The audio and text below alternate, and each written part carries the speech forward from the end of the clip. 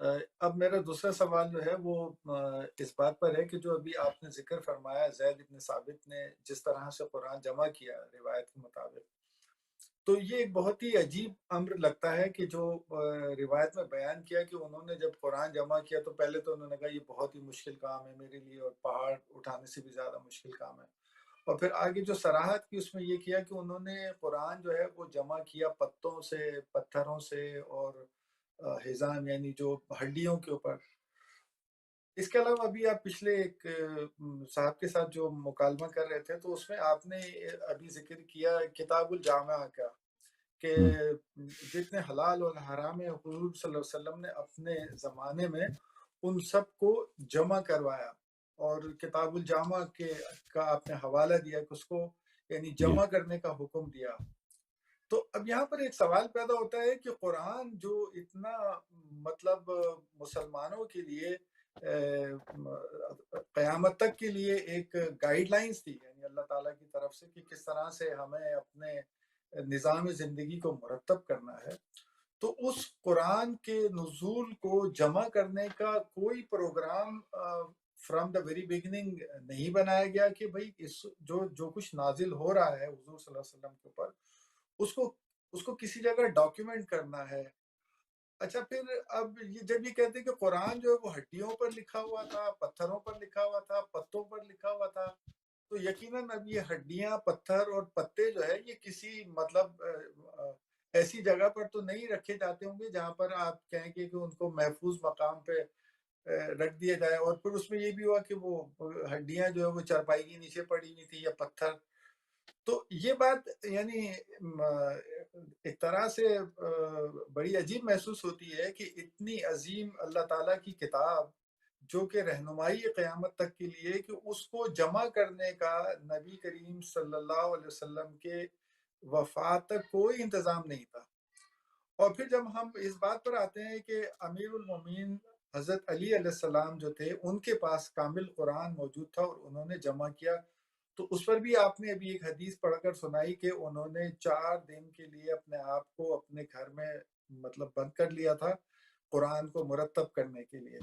تو اس کا مطلب یہ ہے کہ حضور صلی اللہ علیہ وسلم کی وفات تک قرآن کسی بھی ترتیب میں مرتب شکل میں کسی کے پاس بھی موجود نہیں تھا، اور ان کی وفات کے بعد یہ ساری تگ و دو کی گئی کہ اس کو جمع کیا جائے اور اس کو مرتب کیا جائے، اور پھر اس کے اندر اختلاف پیدا ہو گیا کہ امیر المومنین علیہ السلام نے جو قرآن جمع کیا اس کو قبول نہیں کیا گیا، اور جو پتھروں اور ہڈیوں اور پتوں اور مختلف ریسورسز سے جمع کیا وہ قابل قبول ٹھہرا۔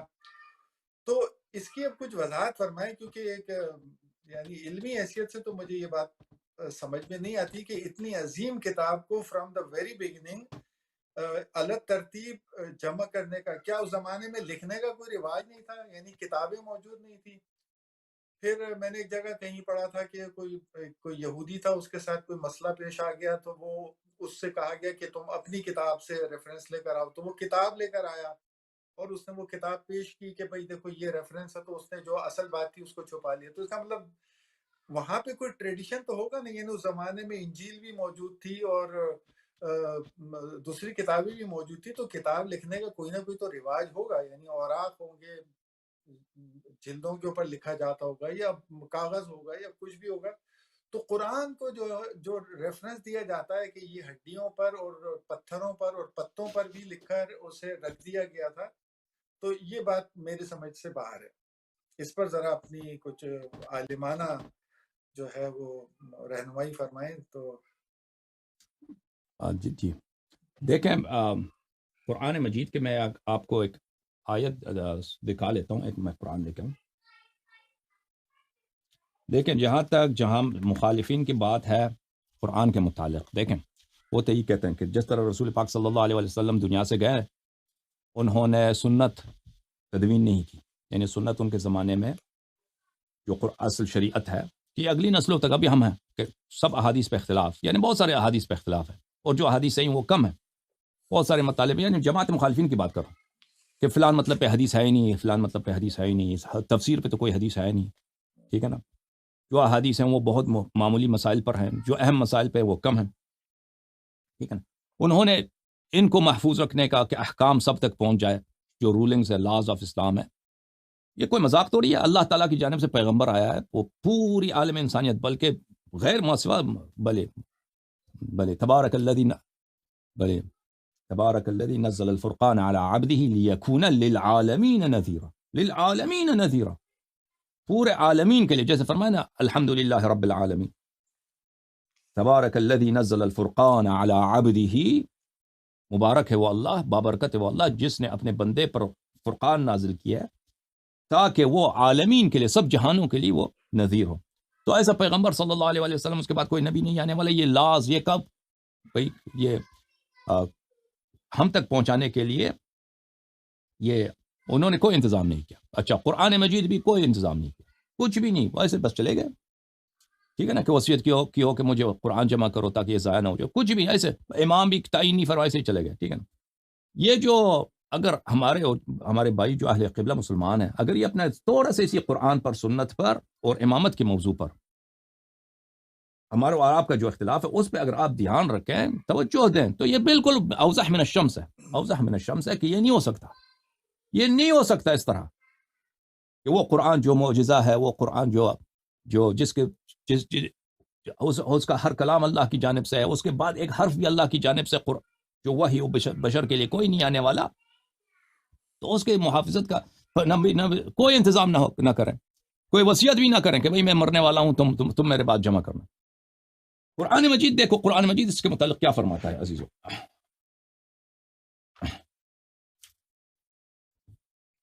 یہ قرآن مجید ہے عزیزو. یہاں پر میں آپ کو لیے چلتا ہوں سورہ مبارکہ فاطر میں. یہاں پر اس صفحے میں ملاحظہ فرمائیے, صفحہ بلی یہ حدیث آیہ نمبر ہے 33 سورہ فاطر. اعوذ باللہ من الشیطان الرجیم. ثم اورثنا الكتاب الذین اصطفینا من عبادنا. ثم اورثنا الكتاب, ہم نے اس قرآن کا وارث بنایا, اس قرآن کو ہم نے وارث بنایا, ارث بنایا. کس کا ارث بنایا, کس کو میراث میں ملی ہے قرآن. قرآن کس کی میراث ہے؟ یہ تو نص اللہ کی کتاب ہے. اگر میں غلط ترجمہ کروں تو مولوی لوگ مجھے لعنت کرو, تم بعد میں خود بھی چیک کر لینا اس کا ترجمہ. ثم اورثنا, پھر ہم نے کتاب کو میراث بنا دیا, ارث میں دے دی. الذین اصطفینا من عبادنا, وہ ہمارے پاک بندے جن کو ہم نے استفا کیا ہے, جن کو ہم نے چنا ہے. ٹھیک ہے نا. بس قرآن جو ہے ارث ہے, میراث ہے بنص قرآن مجید. کس کے لیے؟ ان لوگوں کے لیے جو اللہ کی جانب نے ان کا چنا ہے. اب آپ جائیے تفسیر تبری, تفسیر الدر منثور وغیرہ میں دیکھیے کہ یہ لوگ کون ہیں. وہ کہیں گے پوری امت ہے, حالانکہ قرآن یہ نہیں کہہ رہا کہ یہ پوری امت ہے. وہ جو مصطفیٰ ہیں جن کو اللہ نے برتری دی ہے, وہ وارث قرآن ہے. وارث قرآن کون ہے عزیزوں؟ اچھا, میں اس آیت کی طرف واپس آتا ہوں. ہمارے نزدیک شیعہ مذہب میں ائمہ ابرار اہل بیت علیہم الصلوۃ والسلام کے نزدیک یہ وارث قرآن کون ہے؟ کس اس دین کا بھی وارث ہے, نبی صلی اللہ علیہ وسلم کی بھی وارث ہے, قرآن کی بھی وارث ہے. جیسے میں نے حدیث وہ دکھایا نا کہ رسول پاک صلی اللہ علیہ وسلم نے فرمایا کہ علی قرآن کے ساتھ ہے, قرآن علی علیہ الصلوۃ والسلام کے ساتھ ہے, ان کے درمیان کبھی جدائی نہیں ہے قیامت تک. اہل بیت علیہ السلام کے نزدیک کے متعلق بھی یہ حدیث تو متواتر ہے, حدیث ثقلین. یہ قرآن اہل بیت علیہ السلام کے ساتھ ہے, اہل بیت علیہ السلام قرآن کے ساتھ ہیں, یہ قیامت تک ایک دوسرے سے الگ نہیں ہوں گے. یہ تو ثابت ہے. ملاحظہ اب اس حدیث, اس آیہ شریفہ کے متعلق ملاحظہ فرمائے الاصول من الکافی, چاپ دار الکتب الاسلامیہ, یہاں پہ ملاحظہ فرمائیے. یہ صفحہ نمبر ہے 214. یہاں پہ ایک باب ہے, باب, اس میں وہ احادیث ہیں اس باب میں, اس چیپٹر میں, کہ ائمہ علیہم الصلاۃ والسلام وہ ان اللہ اصطفى من استفاہ اللہ من عبادہ واورثہم کتابہ ہم الائمہ علیہم السلام. جن لوگوں کو اللہ نے استفا کیا ہے, جن کو مصطفیٰ بنایا, جن کو اللہ نے برتری بخشی ہے اور کتاب کا وارث بنایا, وہ 12 امام ہیں. اچھا, سالم کہتا ہے میں نے امام باقر علیہ السلام سے پوچھا ثم اورثنا الکتاب الذین اصطفینا من عبادنا فمنہم, میرے بندوں, میں آیت دوبارہ دکھاؤں آپ کو, میں دوبارہ واپس آنا چاہتا تھا لیکن ابھی دکھا دیتا ہوں. آیت یہ ہے عزیزوں. اچھا, ثم اورثنا, پھر ہم نے کتاب کو میراث میں دے دی, ارث میں دے دی. کس کو ارث میں دے دی؟ وہ لوگ جو ہمارے بندوں میں سے مصطفیٰ ہیں. فمنہم ظالم لنفسہ, میرے بندوں میں سے مصطفیٰ نہیں, جو سب عباد ہیں, عباد میں سے کچھ تو مصطفیٰ ہیں. ٹھیک ہے نا. لیکن بندے جو ہیں میرے بندے ان میں سے کیا ہیں؟ ان میں سے کچھ ظالم لنفسہ گناہ کار ہیں، بے دین ہیں بھئی، وہ ان کا کوئی گناہ کار ہے. ومنہم مقتصد، اور بعض جو ہیں وہ راست پر ہیں، سیدھے راستے پہ ہیں، راہ وسط میں ہیں. اچھا. ومنہم سابق بالخیرات، اور یہ 3 گروہ ہیں. ایک تیسرا گروہ ہے کہ وہ سابقین ہیں، نیکیوں میں سب پہ سبقت لے کے گئے. اچھا. باذن اللہ، اللہ کی مدد سے، اللہ کی اذن. ذالک هو الفضل الکبیر، یہ جو ہے یہ فضل کبیر ہے. جو سابق ہیں اور جو مصطفیٰ ہیں وہ صاحب فضل کبیر ہیں. اچھا. اب آتے ہیں کافی شریف کی طرف.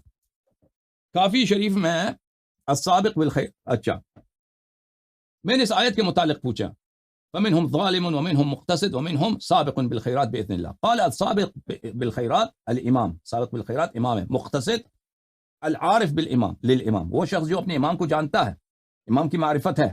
والظالم لنفسہ، ظالم لنفسہ جو بے دین ہے. الذی لا يعرف الامام، جس کو امام کی معرفت نہیں ہے. اچھا. پھر میں نے دوسری حدیث میں، یہ کن سے ہے؟ یہ سلیمان ابن خالد. اچھا، روایت کرتے ہیں امام جعفر صادق علیہ السلام سے. میں نے ان سے پوچھا، ثم اورثنا الكتاب الذين اصطفينا من عبادنا، میں نے اس آیت کے متعلق پوچھا، اي شيء تقولون انتم، اس آیت کے متعلق کیا کہتے ہو؟ کون ہے وہ جو قرآن کے وارث ہیں، قرآن کے وارث ہیں؟ اچھا، وہ شخص شاید زیدی تھا یا کوئی عام شیعہ تھا. اس نے کہا، قلت نقول انها للفاطمین، ہم نے کہا یہ بنی فاطمہ، بنی فاطمہ جتنے بھی نبی صلی اللہ علیہ وسلم کی نسل میں سے لوگ ہیں، وہ بھئی امام ہیں یا نہیں ہیں، تو وہ چاہے زیدی ہیں جو بھی ہیں، تو وہ کیا ہیں؟ وہ وارث کتاب ہیں. قال لیس حیث تذهب، امام علیہ السلام نے فرمایا ایسا، اس کا مطلب یہ آیت یہ نہیں کہہ رہا لیس يدخل في هذا من اشار بسيفه ودعا الناس الى خلاف، اس میں وہ لوگ شامل نہیں ہیں زیدیوں کے جو امام ہیں. زیدی امام کیا کرتے؟ تلوار اٹھاتے تھے اور بغاوت کی دعوت دیتے تھے، وہ نہیں ہے. فقلت فأي شيء الظالم لنفسه بلی الجالس في بيته لا يعرف حق الامام، ظالم لنفسه وہ جو اپنے گھر میں بیٹھا ہے امام کو نہیں جانتا. والمقتصد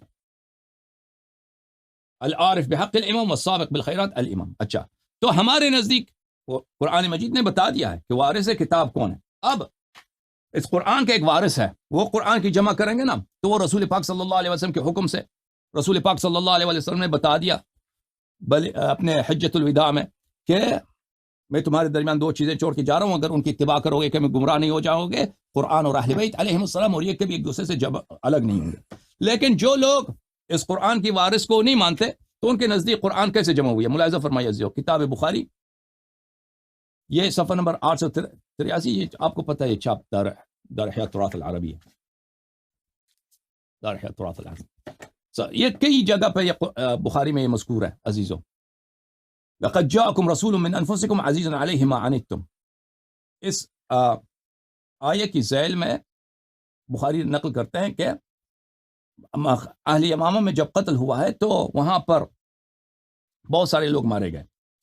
بھلے ابو بکر کہتے ہیں ان عمر اتانی، عمر میرے پاس آیا، اس نے کہا کہ ان القتل قد استحر یوم الیمامہ بالناس، جنگ یمامہ میں بہت سارے لوگ قتل ہو گئے. وانی اخشى ان يستحر القتل بالقراء في المواطن، اور مجھے ڈر ہے کہ جو لوگ قاری ہیں، جن کو تلاوت آتا ہے، وہ لوگ سب مر جائیں، قتل ہو جائیں. اچھا، فيذهب كثير من القرآن اور اس کا نتیجہ یہ ہوگا کہ بہت سارا قرآن ضائع ہو جائے گا. تو ٹھیک ہے نا. پس یہ آیت انا نحن نزلنا الذکر وانا له لحافظون، ہم نے قرآن نازل کی ہے اور قرآن کی حفاظت کریں گے، اس سے مراد قرآن نہیں ہے. عمر کے نزدیک اس سے مراد قرآن نہیں ہے. ٹھیک ہے نا، اس کا مطلب کچھ اور ہوگا، کیونکہ عمر خود کہہ رہا ہے، ابو بکر بھی اس کے بات کو نہیں رد کر رہا. ابو بکر اور عمر کے نزدیک یہ آیت کا مطلب یہ نہیں ہے. ابو بکر اور عمر کے نزدیک وہ خود کہہ رہے ہیں کہ اگر یہ سب قاری مر گئے تو قرآن، بہت سارا قرآن ہمیشہ کے لیے ضائع ہو جائے گا. تو پھر اللہ نے ذمہ نہیں لیا ہے. ٹھیک ہے نا، جو یہ مشہور کر دیا کہ اللہ نے ذمہ لیا، اللہ نے وارث بنایا قرآن کا. وہ کیوں نہیں مانتے کہ اللہ نے قرآن کا وارث بنایا، اللہ نے ذمہ بنایا؟ اور اگر اللہ نے ذمہ بنایا تو ابو بکر عمر یہ گفتگو کیوں ہو رہی بات میں؟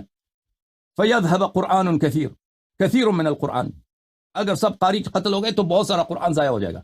إِلَّا أَن تَجْمَعُوا، مگر یہ کہ قرآن ہم جمع کریں. تو ابو بکر نے کہا کہ كَيْفَ أَفْعَلُ شَيْئًا لَّمْ يَفْعَلْهُ رسول اللہ صلی اللہ علیہ وسلم، یہ تو پیغمبر نے نہیں کیا، میں کیوں کروں، میں کیسے کروں؟ بہرحال گفتگو چلی ان میں.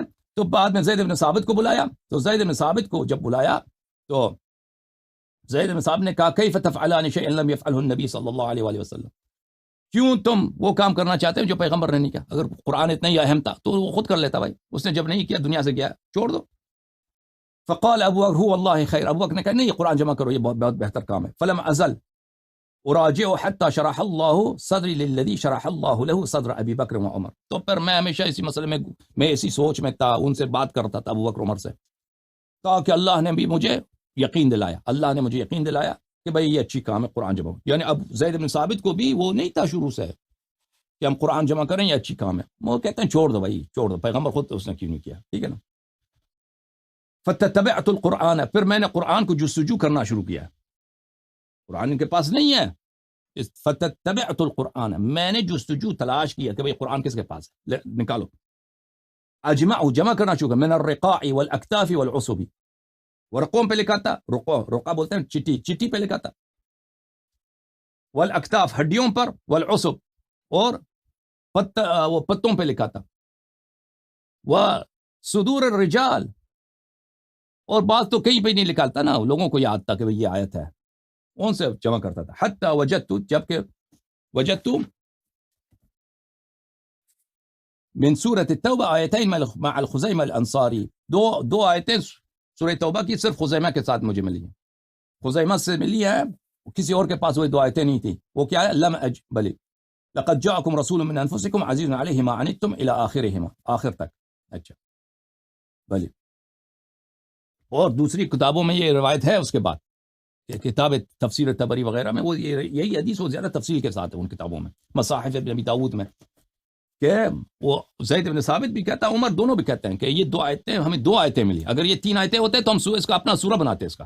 وہ کہتے ہیں ہم خود سورہ بناتے اس کا. ٹھیک ہے. پھر اس کے بعد جماعت مخالفین کہتے ہیں کہ یہ خود زید بن ثابت حافظ قرآن تھا، اس کو قرآن حفظ تھی، یہ جو ہے یہ مزید اس کو خود قرآن جمع کر سکتا تھا اپنے سے بغیر مراجعہ کے، بغیر تلاش کے، لیکن یہ مزید اطمینان کے لیے اس نے جو پتھر سے وغیرہ سے اس نے شروع کیا، پتھر سے ملا. میرے عزیزو، یہ ایک کہانی ہے، ابن حجر نے اس کہانی کو بنایا، علماء نے اس کہانی کو بنایا. دکھاؤ ہمیں حدیث کہ یہ حافظ قرآن تھا.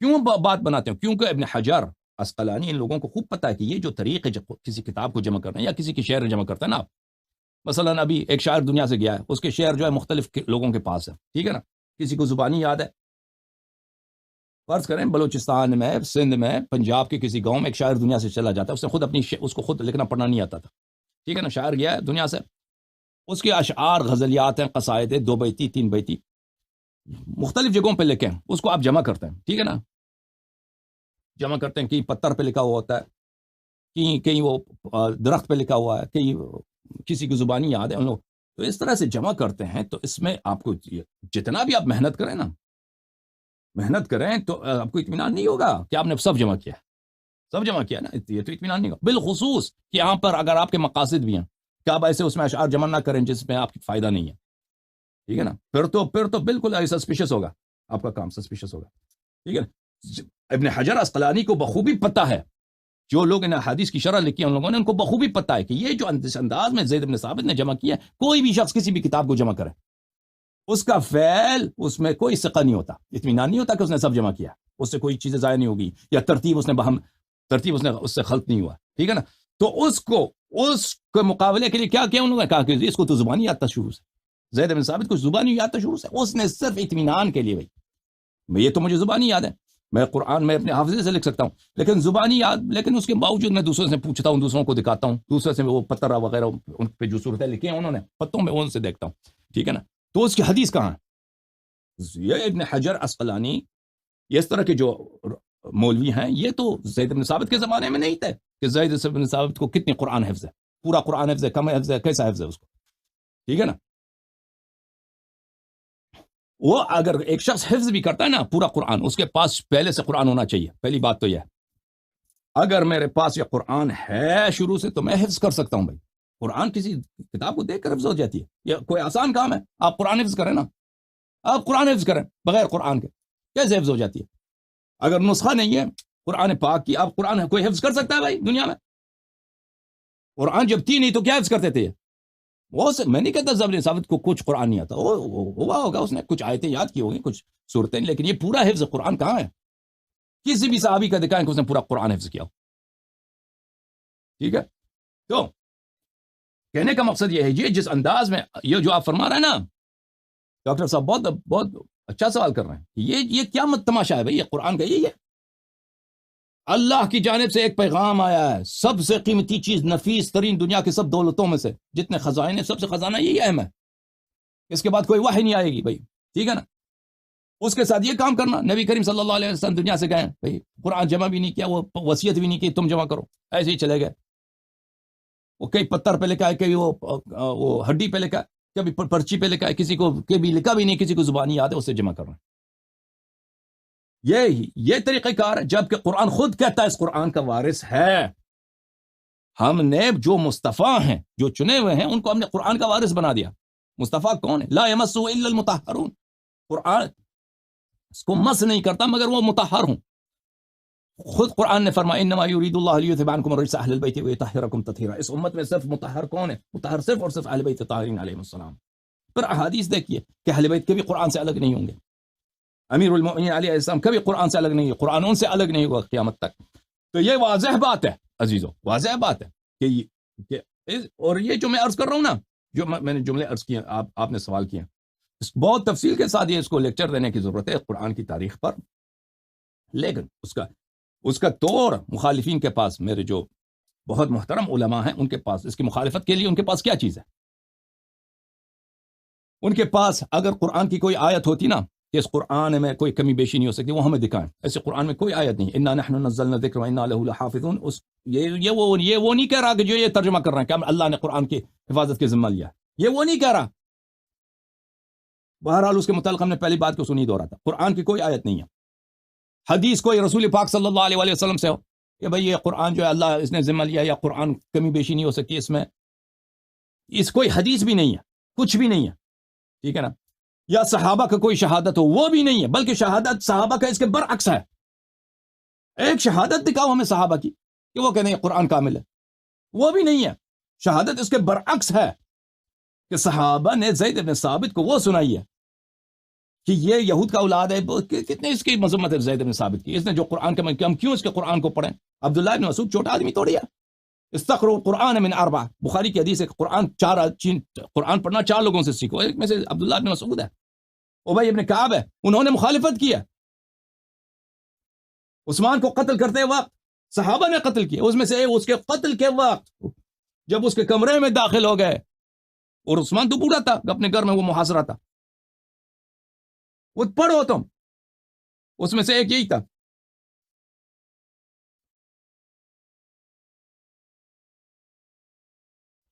اس میں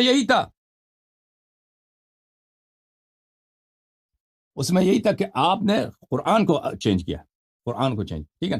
تو بہرحال یہ باتیں ان کو مختصر انداز میں بیان کرنا بہت مشکل کام ہے، بہت مشکل کام ہے. یہ چاہیے کہ میں ان باتوں کو کھول دوں، اس پہ تقریر کر دوں، کیونکہ جو میرے مخالفین ہیں ان کے پاس دلیل کچھ بھی نہیں ہے عزیزو. دلیل کچھ بھی، چاہے شیعہ ہوں چاہے غیر شیعہ ہوں، ان کے پاس دلیل ایک بھی نہیں. دلیل میں نے ان سے طلب کیا نا، دلیل یا تو قرآن کی آیت ہوگی، یا حدیث رسول صلی اللہ علیہ وسلم ہوگی، یا صحابہ کے اقوال ہوں گے. یہ تو کچھ بھی نہیں ہے.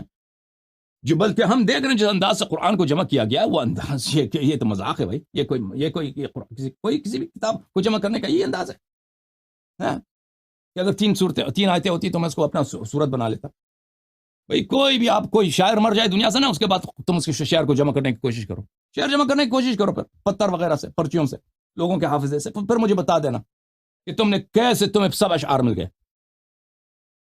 یہ تم مجھے دکھاؤ، یہ کسی بھی کیا کوئی انداز ہے، علمی انداز ہے. کوئی ایک شخص دنیا سے چلا جاتا ہے، احادیث مثلا اسی انداز سے ہم جمع کرتے ہیں نا. اسی زمانے میں کوئی کہہ سکتا تھا کہ ہم نے سب احادیث جمع کی ہیں؟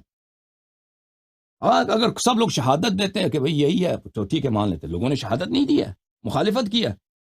یہ اجماع کی جو بات کر رہے ہیں، یہ اجماع بعد میں، شہادتیں سب بعد کی بات ہیں. 1 قرن کے بعد، 1 قرن 2 قرن کے بعد، 1 صدی 2 صدیوں کے بعد یہ شہادتیں شروع ہو گئی کہ قرآن میں کوئی کمی نہیں. ٹھیک ہے نا. تم جس عصر میں جمع ہو اس عصر کی بات کرنا نا. قرآن اسلام کی تاریخ تو بہت لمبی ہے. اس زمانے کی ہمیں دلیل لے کے آؤ کہ اس زمانے میں کسی نے شہادت دی ہے.